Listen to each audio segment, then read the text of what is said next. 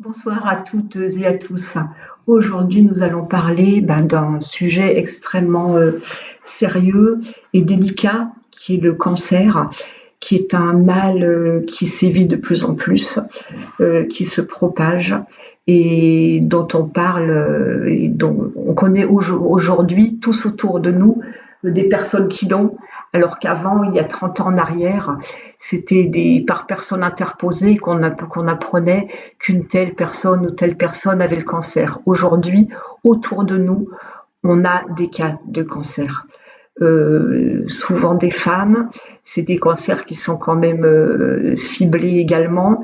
Bien sûr que certains se soignent très bien du moment qu'ils sont pris au départ. Et si, je ne sais pas si vous regardez cette émission, Les extraordinaires pouvoirs du corps humain. C'est un documentaire scientifique qui repasse actuellement avec Adriana Carambeu et Michel Sim.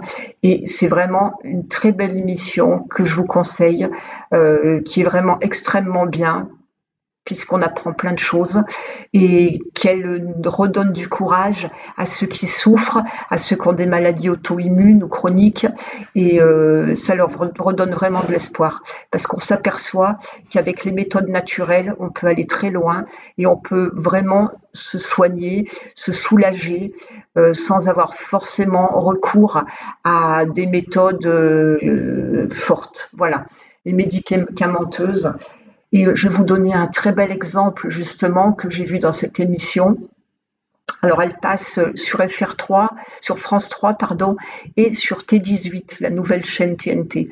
T18 c'est ce soir justement le deuxième volet, et sur France 3, je sais que cette semaine il passe également. Voilà. Donc n'hésitez pas à regarder cette émission et je vais vous donner un des exemples qui m'a vraiment marqué. C'est une femme qui était en phase 4, donc en phase terminale d'un cancer, et elle avait une quarantaine d'années et elle ne pouvait pas admettre qu'elle allait mourir si tôt. Donc elle a envoyé tout balader, la chimio, tous les médicaments, voilà, tous ces traitements lourds qui lui faisaient plus de mal que de bien, qui la faisaient passer les trois quarts du temps dans son lit ou dans une faiblesse extrême, ou avec des nausées, avec des malaises et un mal-être qui était quasi permanent. Donc elle a tout envoyé balader et elle a décidé, puisqu'elle n'avait plus rien à perdre, de ne faire que des méthodes naturelles. Elle a donc fait du yoga, du qigong, de l'art-thérapie. Elle s'est mise à manger beaucoup de légumes.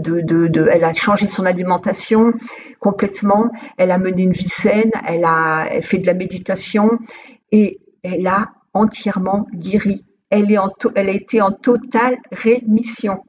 Alors que 4 médecins différents, oncologues, lui la condamnaient à une vie extrêmement courte et qu'elle était en phase 4. Donc cet exemple, j'avais envie de vous le donner pour redonner donc de l'espoir à ceux qui sont atteints d'un cancer et qui sont mal et qui se rongent les sangs, voilà, qui se qui sont vraiment dans un état de solitude, parce que malgré tout, même si on est entouré, je veux dire, la maladie, elle vous ronge et elle vous affaiblit, et ça, c'est extrêmement dur de se sentir affaiblir alors qu'on a toute sa tête. Voilà. Donc, je voulais vraiment vous donner ce bel exemple et vous dire que oui, les méthodes naturelles peuvent vous soulager, peuvent vous aider. Alors aujourd'hui, je vais justement vous parler de quelques plantes qui peuvent vous aider justement et vous soulager pour cette horrible maladie. Alors, il y a le fenugrec que vous pouvez faire en tisane ou que vous pouvez manger aussi en grains, que vous saupoudrez dans l'alimentation. Voilà. En fait, le fenugrec évite la prolifération des mauvaises cellules, des cellules cancéreuses, des cellules tueuses. Et elle détruit donc toutes ces cellules cancéreuses. Il y a la griffe de chat qui renforce le système immunitaire et lutte également contre la prolifération des cellules cancéreuses.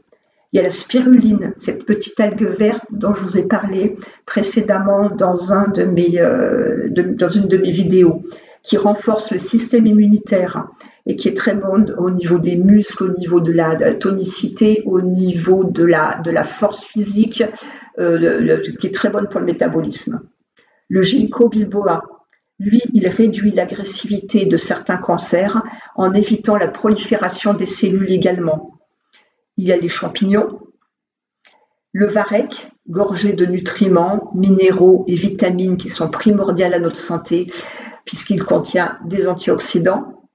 Il y a l'aloe vera qui contient 75 éléments actifs permettant de lutter contre les cellules anormales et améliorant la vie globale des victimes du cancer. L'ail, pour ses multiples bienfaits qui ne sont plus à prouver, puisqu'il lutte également efficacement en évitant la prolifération des cellules cancéreuses. Il y a le chanvre, grâce à ses oméga 3 et 6, il lutte contre la division des cellules cancéreuses et participe à leur destruction.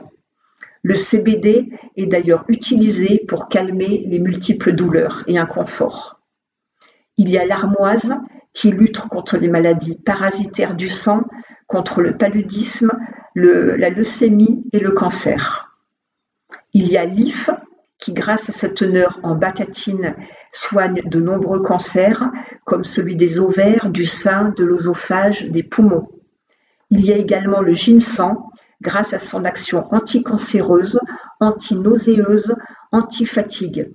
Il y a aussi le citron, les céréales complètes, les graines, les choux, les légumes et les fruits, ainsi que les légumineuses et les jus de fruits frais.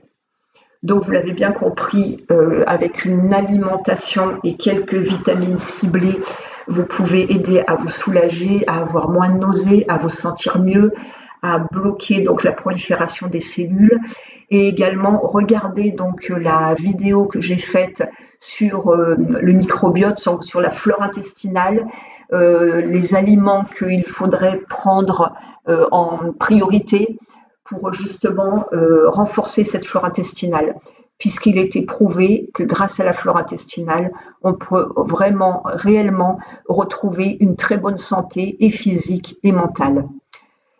À très bientôt, j'espère que je vous aurai aidé dans cette vidéo. N'hésitez pas à mettre un petit pouce si vous avez aimé, à me faire des commentaires également, à me dire si vous n'avez pas aimé, à rajouter des choses, bien sûr, ça sera toujours ça sera toujours bienvenu.